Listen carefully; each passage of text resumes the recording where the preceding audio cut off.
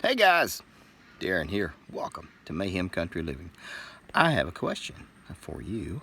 Are you a prepper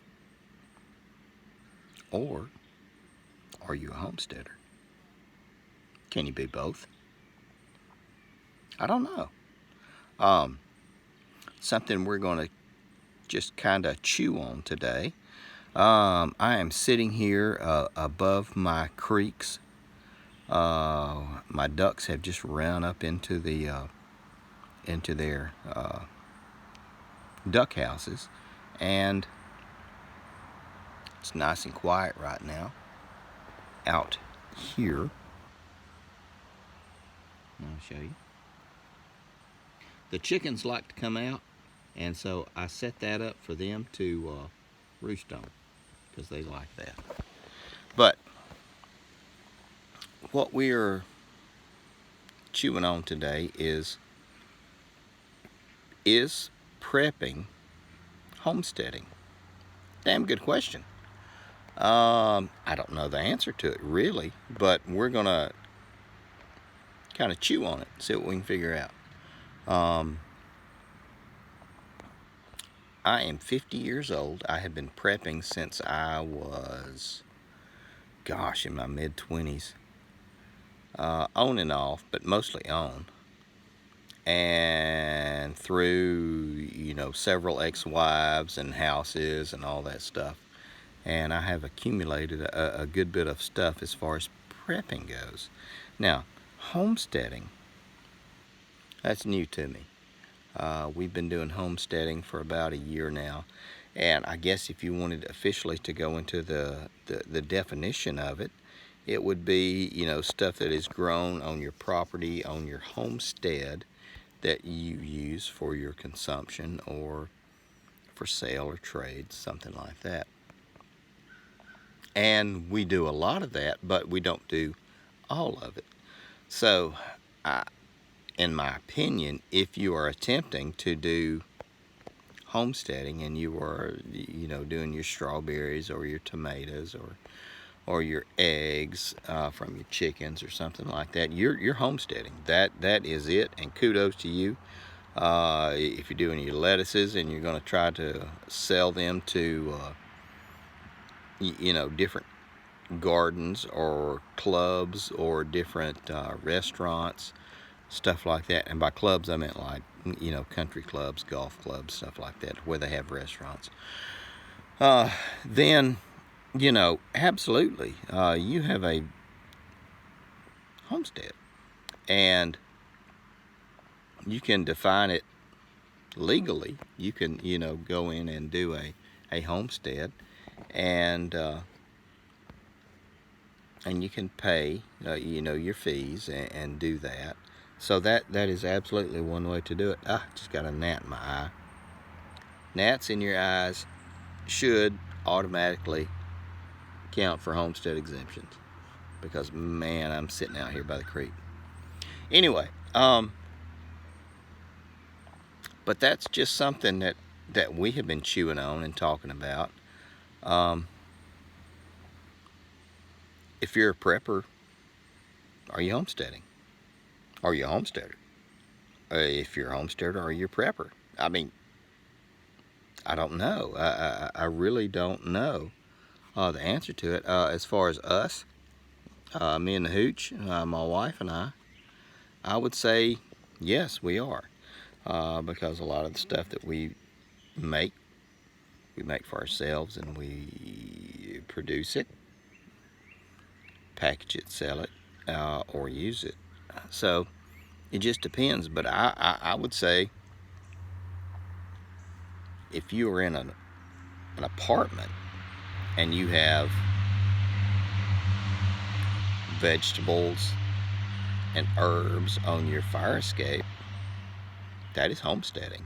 That absolutely is, in my opinion. And if it's not, and people don't like it, screw them, because it's your homestead. You know what I'm saying, guys. I'm down here. I got the shotgun. It's Mossberg 88, and then I've got my My buddy on my side as well. I always have them. Down here we have a lot of snakes and everything, and we just do this to keep everybody honest. More to come, guys. So, the question to you is, are you a homesteader or are you a prepper? Well, I think you're both. If you're watching this, you're looking to learn stuff about, what you can do around your property and how to take care of everything that's going on around you, and then how to set aside and store what you have, your bounty. So, more to come. Okay, guys, so some people are going to say, well, you're not a homesteader unless you produce everything that you consume and then you sell your excess at farmers markets and everything. That's a bunch of bullshit. That's just a bunch of uppity hippies who are doing that crap. Don't let people tell you what you're doing is not the way to do it. Because if you're doing it and you've been doing it, dang. And if they say something, all that mouth work, blah, blah, blah, send them to me. I'll be happy to talk to them.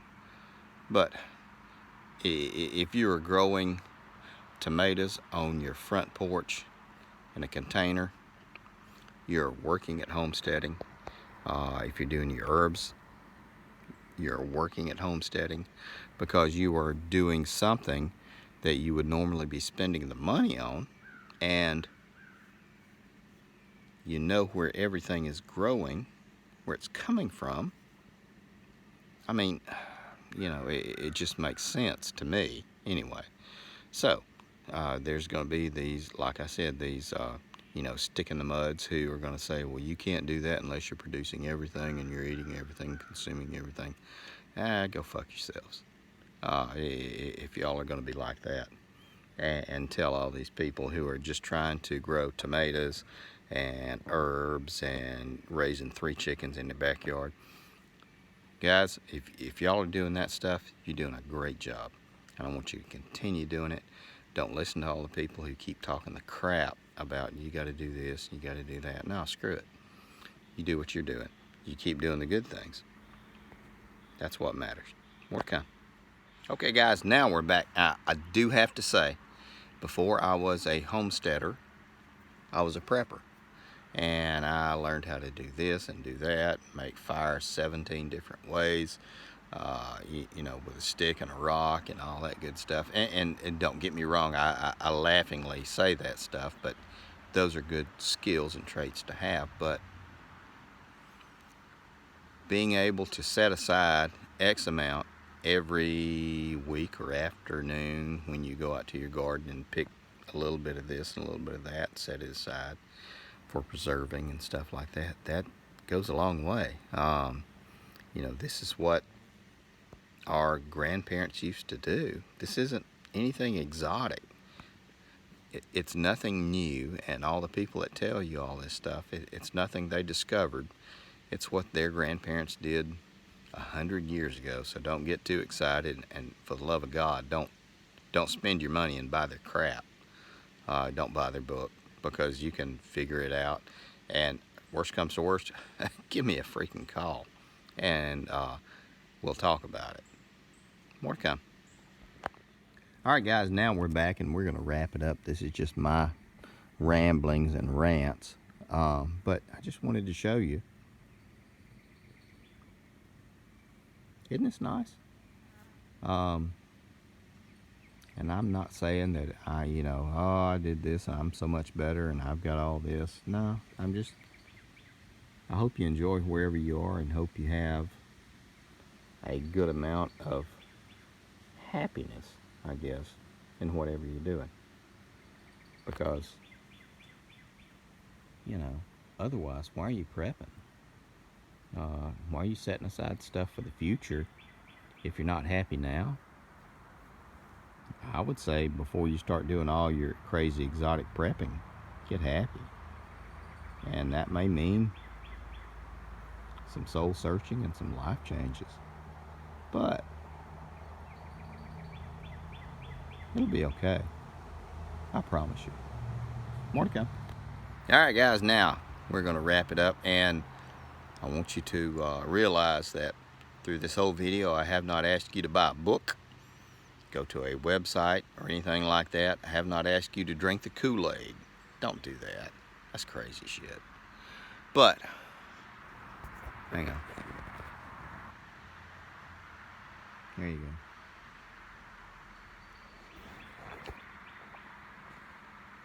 It's good stuff. Anyway, we're going to wrap this up. Later on, we will ultimately do a website and all that stuff. Something coming down the ridge over there. I don't know if you can hear it. It's big. But anyway, guys, we're going to wrap this up. I hope you've had a good day. I hope you've had a good time. This is kind of unconventional because most of this stuff that I'm telling you is exactly the opposite of all the crap that you see that people tell you to spend your money on. But take care of yourself, take care of your people. Just a second, you're going to see a picture of my ugly mug pop over here, as well as my beautiful wife on the opposite side. There's going to be some videos if we are indeed your brand of wacky guys. I would ask you to don't drink the freaking Kool-Aid. Take a breath. Think about it. Take care of your people.